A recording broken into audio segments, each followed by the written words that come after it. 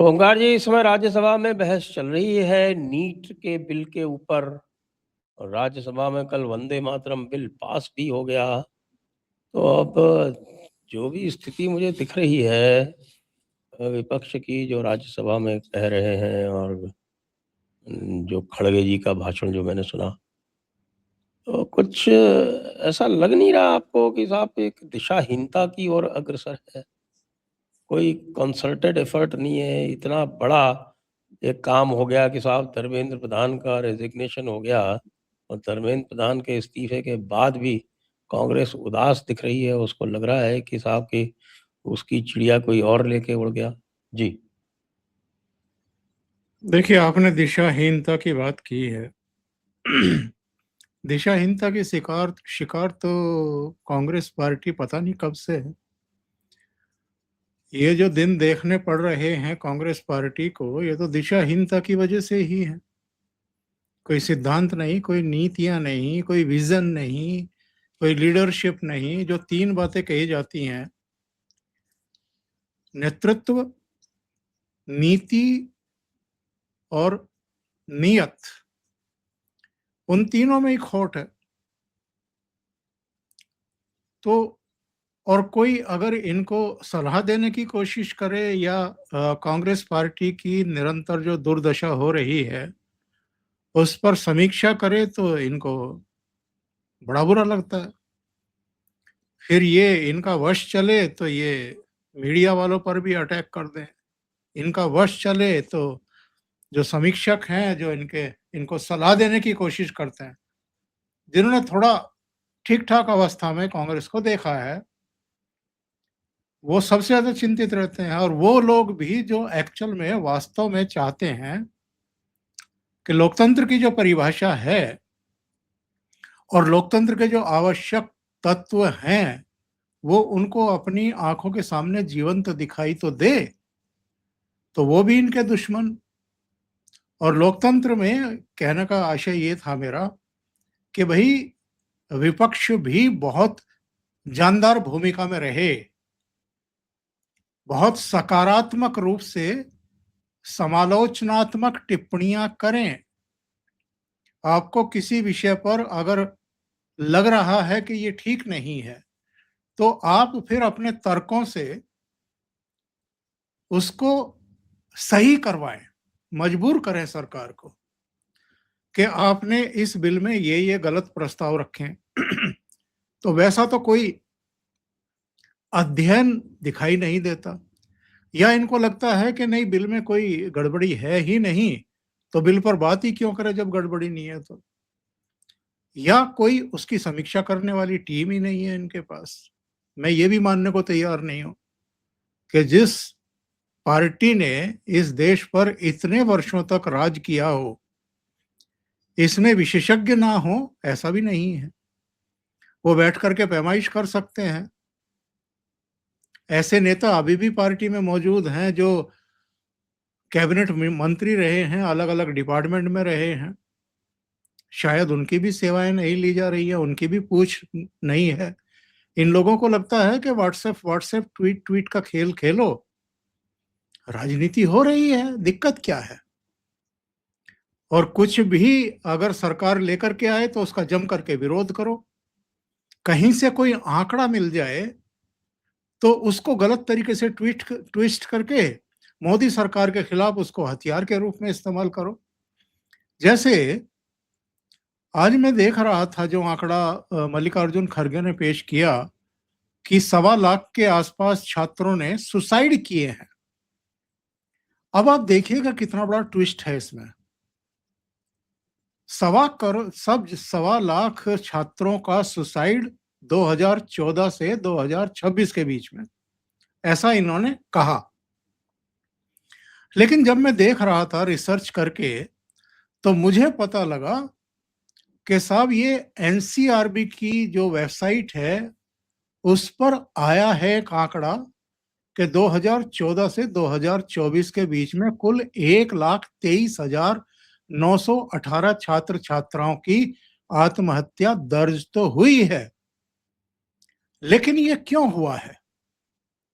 पारिवारिक समस्याएं, मानसिक स्वास्थ्य, संबंध, छात्रों के भी आजकल संबंध होने लगे हैं, होते हैं, आर्थिक परेशानी, करियर का दबाव और परीक्षा में असफलता। अगर हम बाकी की चीजें छोड़ भी दें तो केवल 14% छात्रों ने परीक्षाओं में असफल होने पर आत्महत्या की है। लेकिन इनको ट्विस्ट करना है। जो कुछ ये इस समय वितंडा खड़ा कितने किया, प्रतिशत बताया आपने, कितने प्रतिशत? 14% ने आत्महत्या की है जो परीक्षाओं में अनुत्तीर्ण हुए हैं। मेरे ख्याल केवल से कुछ 14%। 14% तो बहुत हाई नंबर हो गया सर। हाँ, 14% ने किया है, ये एनसीआरबी के आंकड़े बता रहे हैं। तो ये अगर परिवार ठीक से काउंसलिंग नहीं कर रहा है या जो समाज के प्रबुद्ध लोग हैं उनकी भूमिका नहीं है तो यही होगा। और जिस तरह के तनाव से आजकल छात्र गुजर रहे हैं और इसकी बहुत सारे इसके आयाम हैं। और जब मैं ये कह रहा हूं आयाम है तो उसमें भारी भरकम फीस, डोनेशन, स्कूल का वातावरण कैसा है, वहां पर किस तरह के संगी साथी उनके साथ पढ़ रहे हैं, किस तरह के टॉर्चर होते हैं या दूसरी तमाम चीजें होती हैं, उससे भी जुड़ी हुई चीजें होती हैं। तो चूंकि माता पिता का अपने बच्चों से संवाद ही लगभग खत्म है, उनके पास टाइम ही नहीं है। पैसा जितना चाहे डोनेशन में मांगे, फीस में मांगे, किताबों में, वर्दी में, फलानी में, ढिमकाने में, वो देने को तैयार है, लेकिन समय देने को तैयार नहीं है। तो ये आंकड़ा इसीलिए बढ़ता है और इसीलिए ये भयावह। इसके लिए अगर सारे का सारा ठीक रहा, आप सरकार के सिर पर फोड़ेंगे। थोड़ा सा सर इसको देख लें, क्योंकि ये जो ये बता रहे हैं,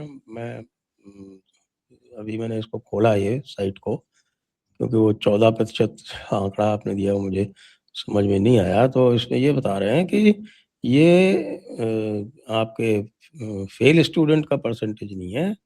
ये कह रहे हैं कि स्टूडेंट सुसाइड्स जो हैं वो टोटल जो सुसाइड होते हैं देश में उसका 8.5% है, टोटल सुसाइड्स का।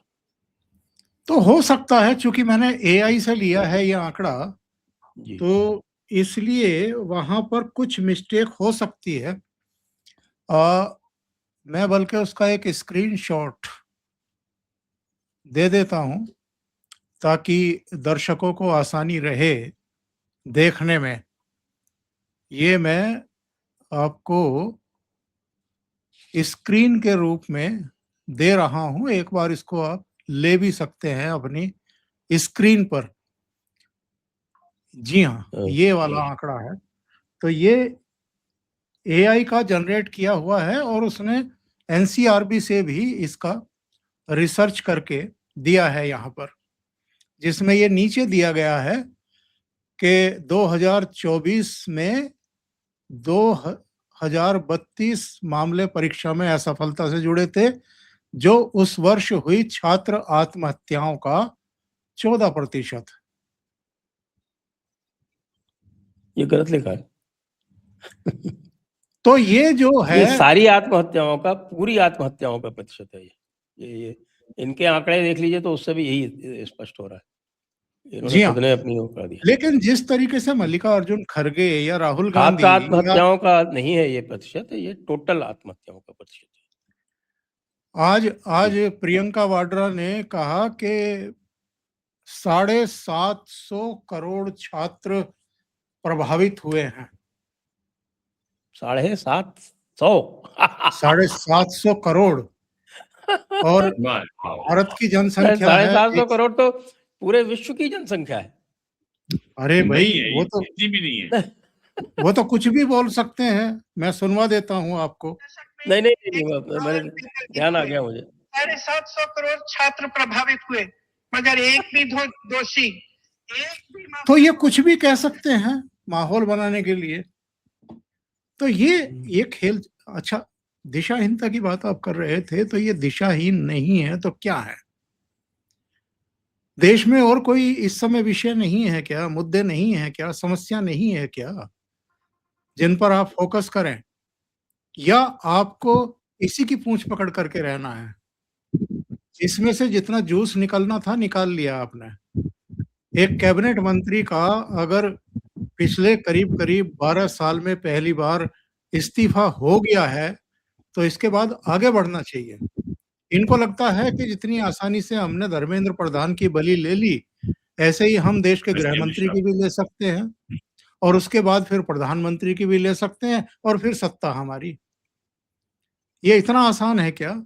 एक चुटकुला चल रहा है पिछले कुछ दिनों से सोशल मीडिया पर कि चलो प्रधानमंत्री अगर इस्तीफा दे भी दें इनकी माँग पर, तो उसके बाद जो आएगा उसको झेल लेंगे क्या?